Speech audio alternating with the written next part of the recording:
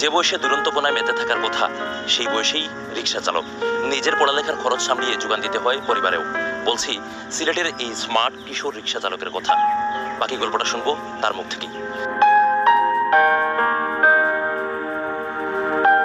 আমার নাম রিয়াদ আহমেদ ফাহিম।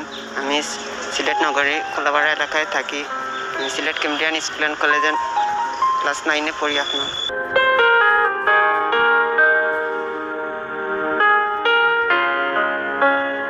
আমার পড়ালেখাটা চালিয়ে যাওয়ার জন্য আমার 3 বছর পড়ালেখা বন্ধ ছিল। না পারিয়া গড়ের সামর্থ্য নাই, এই জন্য না পারিয়া রিক্সা চালিয়ে আমার পড়ালেখা চালাই আর ফ্যামিলিটারও চালাই।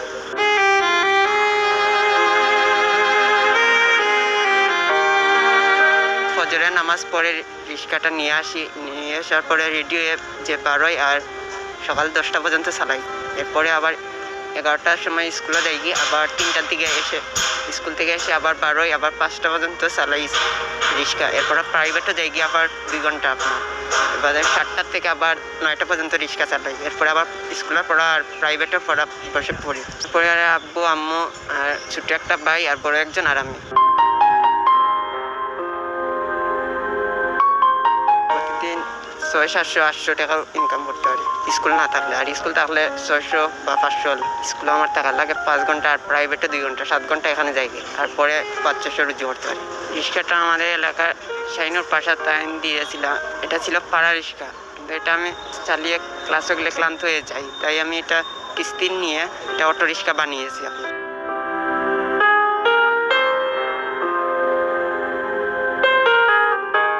কিছু করার নাই, আমার ফ্যামিলির সাপোর্ট দিতে হয়।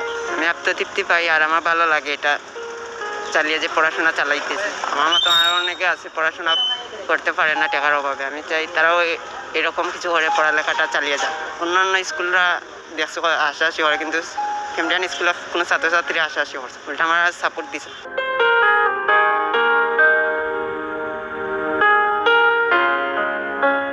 আমার সহপাঠীরাও আমার রিক্সায় বেশি চলাচল করে আর আমাদেরও ভালো লাগে এটা।